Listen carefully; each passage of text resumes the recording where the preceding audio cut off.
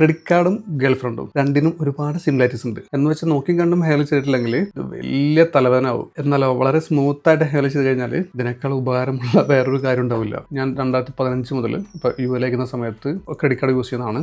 നാട്ടിൽ വന്നിട്ടും credit card use ചെയ്യുന്നുണ്ട്. ഞാൻ സെയിൽസ് ആയതുകൊണ്ടും എനിക്ക് കാറും ബൈക്കും അത്യാവശ്യം നല്ല രീതിയിൽ ഉപയോഗിക്കുന്നതുകൊണ്ടും ഞാൻ എടുത്തിരിക്കുന്നത് SBIയുടെ ഫ്യൂൽ കാർഡാണ്. ഇതിൽ നമുക്ക് അത്യാവശ്യം റിബേറ്റ് ബോണസ് അതൊക്കെ കിട്ടും. ഈ പർച്ചേസിംഗ് കാർഡ് എനിക്കില്ല. എന്ന് വെച്ചാൽ വീട്ടിൽ കരി മേടിക്കാൻ ക്രെഡിറ്റ് കാർഡിന്റെ ആവശ്യമില്ലല്ലോ. അപ്പം നിങ്ങളുടെ പർപ്പസിനനുസരിച്ച് വേണം ക്രെഡിറ്റ് കാർഡ് യൂസ് ചെയ്യാനായിട്ട്. ഞാനിപ്പോൾ ഈ ഇൻഫോ പാർക്കിലെ ആൾക്കാരെ മീറ്റ് ചെയ്യുമ്പോൾ ഇവർ ജോലിക്ക് കയറിയ സമയത്ത് തന്നെ പല ബാങ്കും അപ്രോച്ച് ചെയ്ത് ഏതെങ്കിലും ഒരു കാർഡ് എടുത്തേക്കും. ഇവർക്ക് അത് ആവശ്യമുണ്ടോ ഇല്ലേ എന്ന് പോലും അറിയില്ല. പിന്നെ അതൊക്കെ ഉരച്ചരച്ച് ഊപ്പാടും പതപ്പാടും ഇളകും. അതിനിടയ്ക്ക് ഒരു ഗേൾ ഫ്രണ്ട് കൂടി സെറ്റ് ആയി കഴിഞ്ഞാൽ പിന്നെ ഉരക്കാൻ കുറേ സ്ഥലങ്ങളുണ്ടാവും. ക്രെഡിറ്റ് കാർഡിന്റെ ലിമിറ്റ് എത്ര വെക്കണം എന്നറിയോ? നിങ്ങളുടെ മന്ത്ലി സാലറിയുടെ 25% 30% മാക്സിമം, അതായത് 1 ലക്ഷം രൂപ സാലറി ഉണ്ടെങ്കിൽ നിങ്ങളുടെ ലിമിറ്റ് 25,000 30,000 വെക്കാൻ പാടുള്ളൂ. ഇൻഫോ പാർക്കിലെ ആൾക്കാർക്ക് 2 ലക്ഷം 3 ലക്ഷം 5 ലക്ഷമൊക്കെയാണ് ലിമിറ്റ്. 10 ലക്ഷം വരെയുള്ള ആൾക്കാരൊന്നും കേട്ടിട്ടുണ്ട്, എനിക്കറിയില്ല. എന്നിട്ട് ഒരെണ്ണം എടുത്ത് അത് കവർ ചെയ്യാൻ അടുത്തെടുത്ത് ഈ കടല കുറച്ചുറച്ച് ലൈഫ് മൊത്തം ഇങ്ങനെ ഉറച്ചു പോകേണ്ടി വരും. നിങ്ങൾക്ക് ആവശ്യമുണ്ടെങ്കിൽ മാത്രം പർപ്പസ് അനുസരിച്ച് ക്രെഡിറ്റ് കാർഡ് യൂസ് ചെയ്യുക.